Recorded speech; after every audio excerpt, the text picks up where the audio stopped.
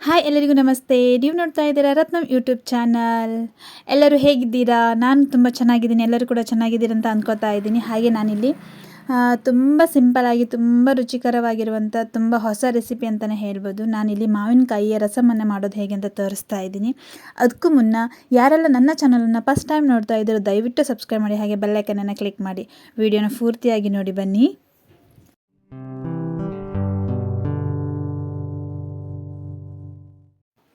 ಹಾಗೆ ನಾನಿಲ್ಲಿ ಒಂದು ಕುಕ್ಕರ್ ಪಾತ್ರೆಯಲ್ಲಿ 4-5 ಟೇಬಲ್ ಸ್ಪೂನ್ ಆಗುವಷ್ಟು ಹೆಸರು ಬೇಳೆಯನ್ನು ತಗೊಂಡು ವಾಶ್ ಮಾಡ್ಕೊಂಡು ನಾನಿಲ್ಲಿ ಕುಕ್ಕರಲ್ಲಿ ಇಟ್ಕೊಂಡಿದ್ದೀನಿ.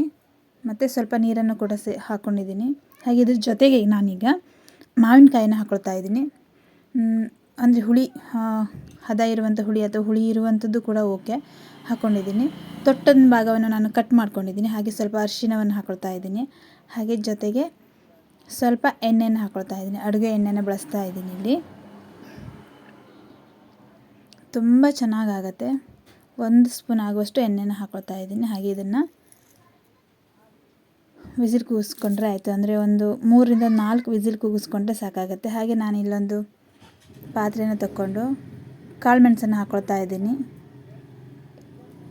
2 ಸ್ಪೂನ್ ಅಂತ ಹೇಳ್ಬೋದು ಕಾಳು ಮೆಣಸು. ಹಾಗೆ ನಾನಿಲ್ಲಿ 2 ಸ್ಪೂನ್ ಆಗುವಷ್ಟು ಕೊತ್ತಂಬರಿ, ಹಾಗೆ ಜೀರಿಗೆ 1 ಸ್ಪೂನು, ಮತ್ತು ಬಡಸೊಪ್ಪು ಅಂದರೆ ಸೋಂಪು ಕಾಳು 1 ಸ್ಪೂನನ್ನು ಹಾಕ್ಕೊಳ್ತಾ ಇದ್ದೀನಿ. ಎಲ್ಲವನ್ನು ಚೆನ್ನಾಗಿ ಫ್ರೈ ಮಾಡ್ಕೊಳ್ತಾ ಇದ್ದೀನಿ.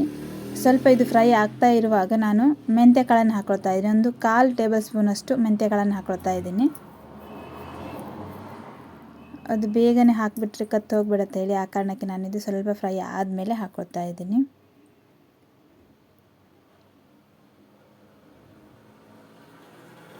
ನಾನೀಗ ಮೆಂತ್ಯ ಕಾಳನ್ನು ಹಾಕ್ಕೊಂಡಿದ್ದೀನಿ. ಇದು ಕೂಡ ಚೆನ್ನಾಗಿ ಫ್ರೈ ಆಗಲಿ. ತುಂಬ ಚೆನ್ನಾಗಂತ ಅನ್ಸುತ್ತೆ, ಹೊಸ ಥರ ರುಚಿ ಕೊಡುತ್ತೆ. ಬೇಳೆ ಎಲ್ಲ ಹಾಕಿರ್ತೀವಲ್ಲ ಆ ಕಾರಣಕ್ಕೆ.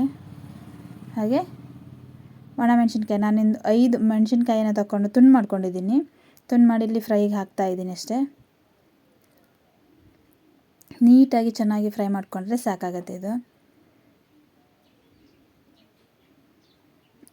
ರಸಮಿಗೆ ಮೇನ್ ಇಂಪಾರ್ಟೆಂಟ್ ಅಂತಂದರೆ ಇದೆ, ಈ ಮಸಾಲೆನೇ ತುಂಬ ಇಂಪಾರ್ಟೆಂಟ್ ಆಗುತ್ತೆ.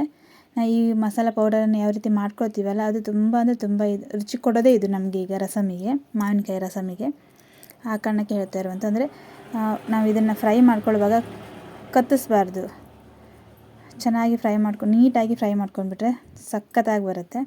ಹಾಗೆ ಇದಾಗಿದೆ. ನಾನಿಲ್ಲಿ ಸ್ಟವನ್ನು ಆಫ್ ಮಾಡಿದ್ದೀನಿ. ಹಾಗೆ ತಂಡ ಆದಮೇಲೆ ನಾನಿಲ್ಲಿ ಪೌಡರನ್ನ ಮಾಡ್ಕೊಳ್ತಾ ಇದ್ದೀನಿ.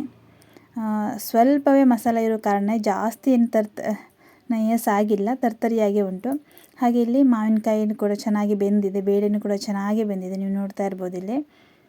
ಹಾಗೆ ನಾನು ಇದನ್ನು ಮಾವಿನಕಾಯಿಯನ್ನೇ ಎತ್ಕೊಳ್ತಾ ಇದ್ದೀನಿ, ಯಾಕೆಂದರೆ ಅದರದ್ದು ರಸವನ್ನು ತಕ್ಕೊಳ್ಬೇಕು. ಹಾಗಾಗಿ ಸಿಪ್ಪೆ ಮತ್ತು ಒಳಗಡೆ ಇರುವ ಗೋಟನ್ನು ಎಸಿಬೇಕಲ್ಲ, ಆ ಕಾರಣಕ್ಕೆ ನಾನು ಒಂದು ಪಾತ್ರೆಗೆ ಹಾಕ್ಕೊಳ್ತಾ ಇದ್ದೀನಿ.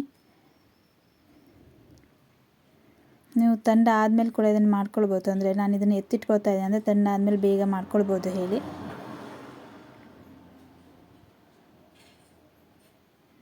ಒಂದಂತೂ ಗೋಟ್ ಅಂತ ಹೊರಗಡೆ ಬಂದುಬಿಟ್ಟಿದೆ ನೋಡಿ, ಓಪನ್ ಆಗಿಬಿಟ್ಟಿದೆ, ಚೆನ್ನಾಗಿ ಬೆಂದಿದೆ. ಹಾಗೆ ಬೇಳೆನೂ ಕೂಡ ಚೆನ್ನಾಗಿ ಬೆಂದಿದೆ, ನೋಡ್ತಾ ಇದ್ದೀರಲ್ಲ, ಸಖತ್ತಾಗಿಯೇ ಬೇಳೆನೂ ಕೂಡ ಚೆನ್ನಾಗಿ ಬೆಂದಿದೆ.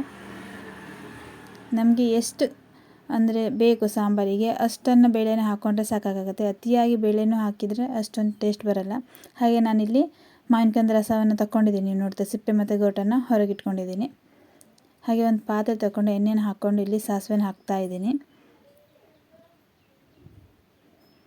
ಹಾಗೆ ಸಾಸಿವೆ ಸಿಡಿಯುವಾಗ ಇಲ್ಲಿ ನಾನು ಕರಿಬೇವನ್ನು ಹಾಕ್ಕೊಳ್ತಾ ಇದ್ದೀನಿ. ಯಾವುದೇ ಸಾಂಬಾರಿಗೆ ಕೂಡ ಒಗ್ಗರಣೆನೂ ಕೂಡ ಚೆನ್ನಾಗಿ ಕೊಟ್ಟರೆ ತುಂಬ ಫ್ಲೇವರ್ ಕೂಡ ಅಷ್ಟೇ ಚೆನ್ನಾಗಿ ಬರುತ್ತಲ್ಲ, ಅದರ ಘಮ ಸಖತ್ತಾಗಿರುತ್ತೆ ಹೇಳಿ. ನಾನೀಗ ಬೆಳ್ಳುಳ್ಳಿಯನ್ನು 1 ಉಂಡೆ ಬೆಳ್ಳುಳ್ಳಿಯನ್ನು ಜಜ್ಜಿ ಹಾಕ್ಕೊಳ್ತಾ ಇದ್ದೀನಿ. ಹಾಗೆ ಇದು ಕೂಡ ಚೆನ್ನಾಗಿ ಫ್ರೈ ಆಗಬೇಕು. ಬೇಗ ಆಗೋಗಿಬಿಡುತ್ತೆ. ಈಗ ಅಂತೂ ಸೆಕೆಗಾಲದಲ್ಲಂತೂ ಈ ಮಾವಿನಕಾಯಿ ರಸಮ್ ಅಂತೂ ಸಖತ್ತಾಗಿರುತ್ತೆ ಹೇಳಿ. ಹಾಗೆ ನಾನೀಗ ಬೇಳೆಯನ್ನು ಬೇಯಿಸ್ಕೊಂಡಿದ್ದಲ್ಲ ಅದನ್ನು ಹಾಕ್ಕೊಳ್ತಾ ಇದ್ದೀನಿ. ನೀರನ್ನು ಒಂದೇ ಬಾರಿ ಹಾಕ್ಲಿಕ್ಕೆ ಹೋಗ್ಬಿಡಿ, ನಮಗೆ ಹದ ನೋಡಿಬಿಟ್ಟು ನಾವು ನೀರನ್ನು ಹಾಕ್ಕೊಳ್ಬೇಕಾಗತ್ತೆ.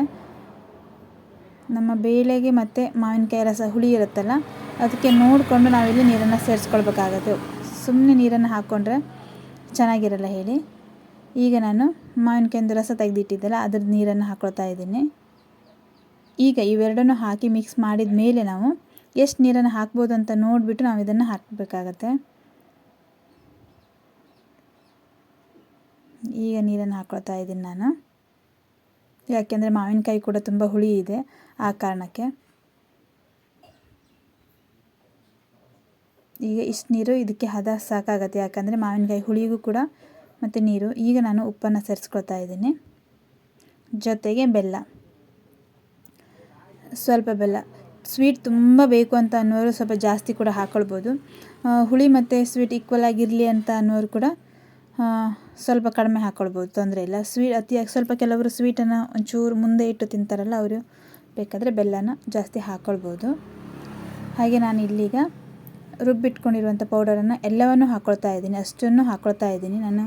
ಅಂದರೆ ಈ ಸಾಂಬಾರಿಗೆ ಎಷ್ಟು ಬೇಕೋ ಅಷ್ಟನ್ನೇ ನಾನು ಮಾಡ್ಕೊಂಡಿದ್ದೆಲ್ಲ, ಆ ಕಾರಣಕ್ಕೆ ಎಲ್ಲ ಪೌಡರನ್ನು ಹಾಕ್ಕೊಳ್ತಾ ಇದ್ದೀನಿ. ಈಗ ನೋಡಿ ಘಮ ಬರ್ತಾ ಇದೆ, ಪೌಡರ್ ಹಾಕಿದ್ದೀನಲ್ಲ, ಆ ಕಾರಣಕ್ಕೆ. ಇದು ಚೆನ್ನಾಗಿ ಕುದಿ ಬರಬೇಕೀಗ. ಕುದಿ ಬಂದುಬಿಟ್ರೆ ಮಾವಿನಕಾಯಿಯ ರಸಂ ರೆಡಿ ಆಗುತ್ತೆ ನೋಡಿ, ನೀಟಾಗಿ ಆಗ್ತಾಯಿದೆ.